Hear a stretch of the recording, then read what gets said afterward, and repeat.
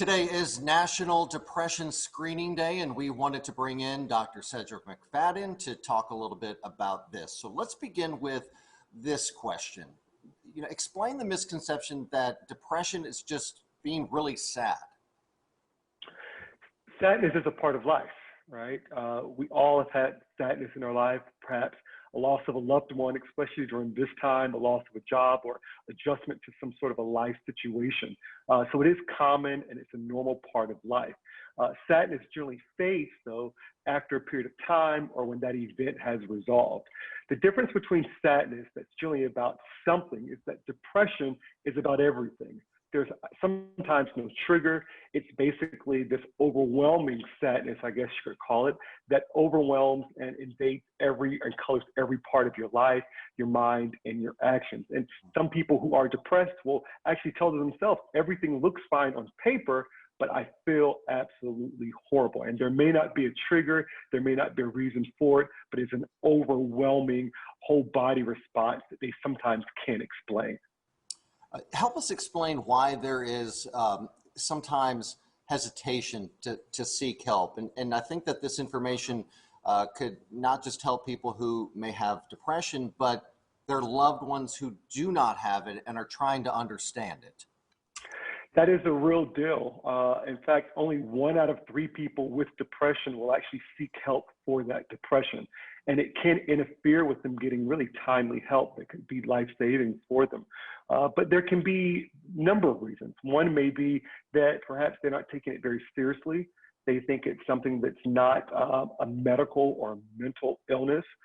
There may even be the thought that I can take care of this on my own, or perhaps even, it's not that serious and I don't want to appear to be weak. And in some cases, there can be religious or even cultural reasons that can influence someone saying, I want to seek help, but perhaps it's not accepted, or someone may think of me differently if I do. So those are some of the reasons why people can evade seeking help that can be quite life-saving for them. So what's the best advice you can give for somebody?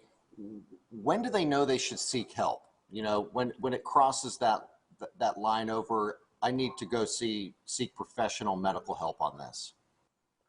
Well, sometimes you don't know really what the issues are in your life. And so there are several online, confidential, free, quick, and easy screening tests, which is the importance of this day, to evaluate if I am actually experiencing something that I need to talk with a doctor about.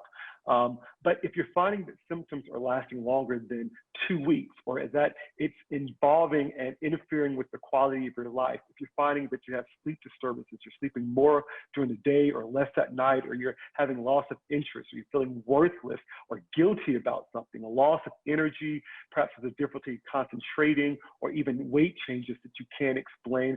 And in severe cases, it can lead to thoughts about suicide. And that's definitely a time in which you really should speak with your doctor about the feelings that you are experiencing. A lot of people are hesitant to start a prescription, start medication. So does depression need to be treated with medication every time, in every instance? Well, there's some really proven therapies that make a difference, and some of those are the medications, but it also may involve therapy, and it may be a combination of both, and which your doctor will decide based on the severity of your symptoms, how long you've been experiencing, and the pattern of those symptoms. But the first important thing is to remember that there is help available, and the help really does make a difference in the feelings that you may be experiencing, and that you should not delay because of fear of medications, because there may be alternative options for you that you can consider with your doctor. Okay, and how can we tell if our children are depressed? What are some of the red flags we should be on the lookout for? This can be a little bit tricky because many parents expect their teens to already be moody, and some adolescents may not express themselves very clearly in what they're feeling. They may not understand what they're feeling, and so you really have to pay attention to the signs. And some of those are very similar to what we've talked about already, some of the loss of interest. But in children and teens, it can be even more unique. Perhaps there's a pulling away from their friends or their social circle. They have no interest in going to football games or getting out with their friends. There even may be difficulty in their school schoolwork. And unfortunately, some cases, it may lead to drug use. And so those are some of the signs, especially with moodiness, irritability, they can be quite anxious. Those are signs that you may be having something more than just a typical mood that many parents will attribute to just the teenage years. Seek help. Okay, Dr. C, thanks so much. Great information. And we've also been putting at the bottom of our screen a website where you can go to and where you can do your own screening just to kind of get the ball rolling on that. Dr. C, thanks so much. Correct. Again, we'll see you next week. Thank you.